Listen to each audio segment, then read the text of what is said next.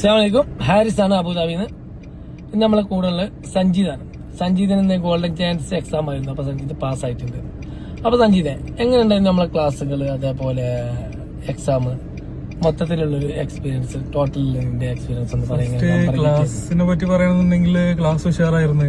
കാരണം ഞാനിപ്പോ പ്രത്യേകിച്ച് ഇന്ന് രാവിലെയും കൂടി ഞാൻ മൂപ്പരിട്ട് വിളിച്ചിട്ട് എനിക്ക് 2 ക്ലാസ് വേണമെന്ന് പറഞ്ഞപ്പോ മൂപ്പര തിരക്കിനിടയിൽ അറേഞ്ച് ചെയ്തെന്ന് 2 ക്ലാസ്.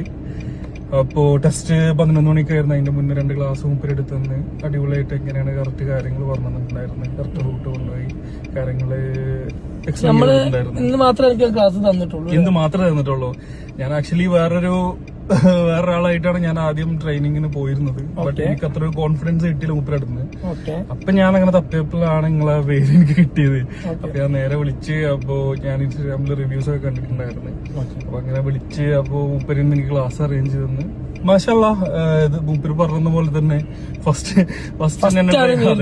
സ്കൂളിന്റെ ഉള്ളിൽ നിന്ന് ഫസ്റ്റ് ആണ് കിട്ടിയത്. അപ്പൊ തോന്നി ഫസ്റ്റ് കിട്ടും. അതുകൊണ്ടാണ് ഞാൻ എന്നോട് പറഞ്ഞത് ഫസ്റ്റ് എങ്ങനെ എടുക്കലെന്ന് ഇറങ്ങണതിന് മുന്നേ തന്നെ പറഞ്ഞിട്ടുണ്ടായിരുന്നു. അപ്പൊ അതുപോലെ തന്നെ ചെയ്ത് മാഷാല്ലാ പാസ്സായി.